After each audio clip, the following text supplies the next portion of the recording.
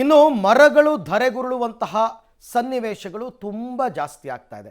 ಹಾಸನ ಜಿಲ್ಲೆಯಲ್ಲಿ ಕೂಡ ಅದೇ ರೀತಿಯಾದಂತಹ ಒಂದು ಘಟನೆ. ನಾವಾಗಲೇ ನಿಮಗೆ ಕುಕ್ಕೆ ಸುಬ್ರಹ್ಮಣ್ಯದ ಹತ್ರ ನಡೆದಿರ್ತಕ್ಕಂಥ ಒಂದು ಇನ್ಸಿಡೆಂಟ್ ಬಗ್ಗೆ ಹೇಳ್ತಾ ಇದ್ವಿ.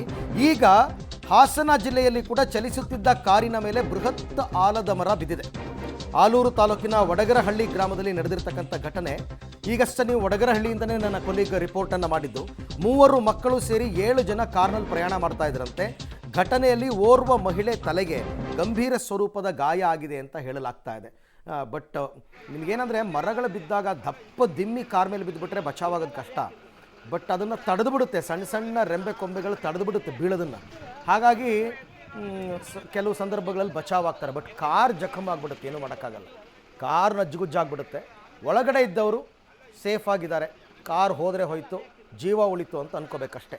ಆಲೂರು ತಾಲೂಕಿನ ವಡಗರಹಳ್ಳಿ ಗ್ರಾಮದಲ್ಲಿ ಈಗ ಈ ಇನ್ಸಿಡೆಂಟ್ ಆಗಿದೆ. ಚಲಿಸುತ್ತಿದ್ದ ಕಾರಿನ ಮೇಲೆ ಮರಗಳು ಬೀಳ್ತಾ ಇರ್ತಕ್ಕಂಥ ಇನ್ಸಿಡೆಂಟ್. ಈಗೇನಾಗಿದೆ, ಬರೀ ಮಳೆ ಅಲ್ಲ, ಗಾಳಿ ಸಹಿತ ಮಳೆ ಆಗ್ತಾ ಇರ್ತಕ್ಕಂಥದ್ದು. ಈ ಗಾಳಿ ಜಾಸ್ತಿ ಆದಷ್ಟು ಮರಗಳು ಬೀಳೋದು ಜಾಸ್ತಿ. ಸೊ ಹಾಗಾಗಿ ನಿಮಗೆ ಅಲ್ಲಲ್ಲಿ ಇಂಥ ಇನ್ಸಿಡೆಂಟ್ಗಳು ಕಂಡು ಬರ್ತಾ ಇದೆ.